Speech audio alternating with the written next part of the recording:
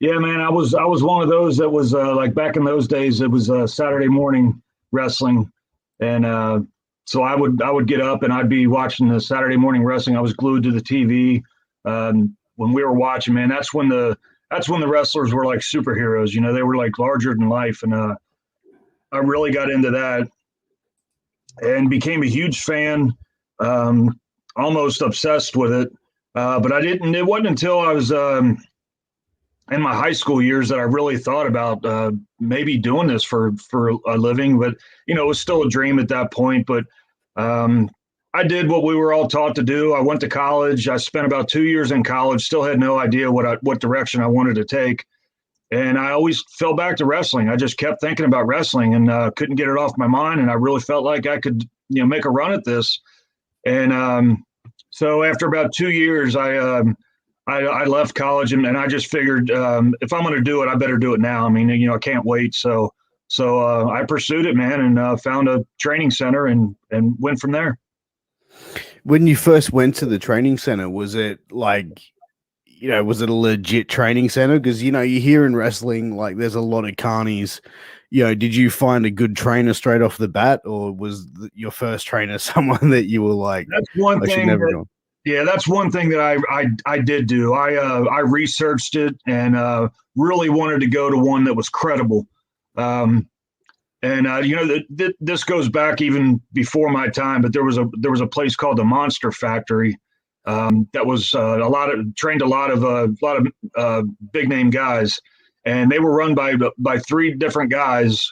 But once the Monster Factory went down, those three split and ran their own training center. One of them was Charlie Fulton, and he was up in Marion, Ohio, where I'm from, the Cincinnati area. So, yeah, there's a lot of I don't even know what to call them. You said Carney training centers, but yeah, I mean, it just seems like anybody can get in and train now, and it's just not credible. And I just don't agree with it. Instead of just finding something in your area, I drove 3.5 hours to get to this training center, got the shit beat out of me for 3 hours, and had to drive 3.5 hours back home and be back up the next morning for my regular job. So yeah, I did some research, man, and I felt like I got some really good, credible training at that training center.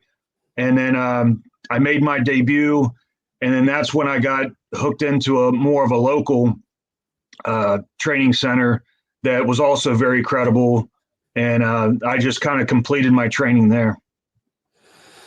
And, once you sort of completed your training, how long before you started having matches?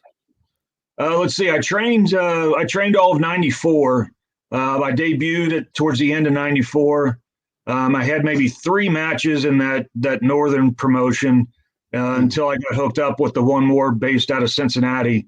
That was like maybe February of '95. So my debut was November of '94. So I trained for close to a year.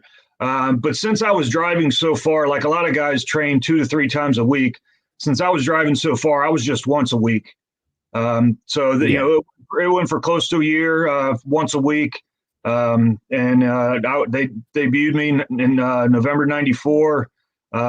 Started doing shows in the Cincinnati area towards the beginning of '95, and that's when I started working more of a weekly basis, and really started getting my experience, and what we call paying the dues.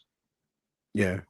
And with paying the dues, was that obviously includes like setting up the ring, driving veterans around, etc. But how long did you find that you went through that process of paying dues?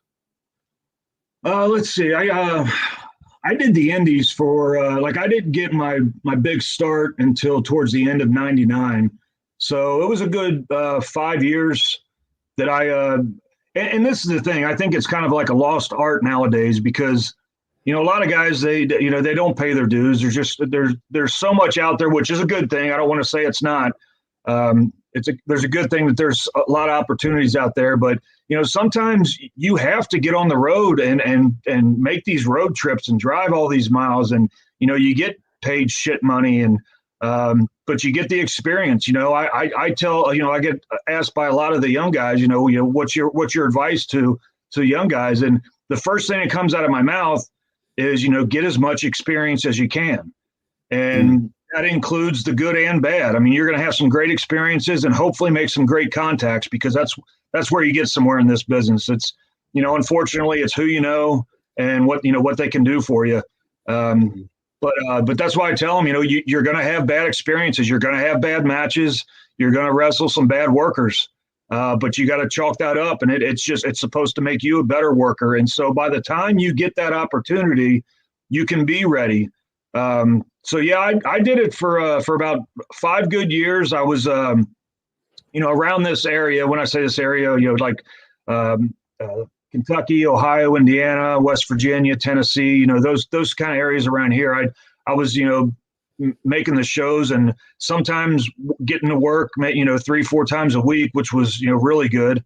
So I was getting my experience. So once I got my big opportunity, I started messing around in the Nashville territory, which that got me hooked up with WCW. So I felt like, but it gave me the experience. And, the thing is, once you get put in that environment, it's all new to you. So you're never going to be perfectly ready for it. But having enough under your belt, you got to be ready for whatever they throw at you. You can be prepared for, and hopefully you shine, and they're happy with the result.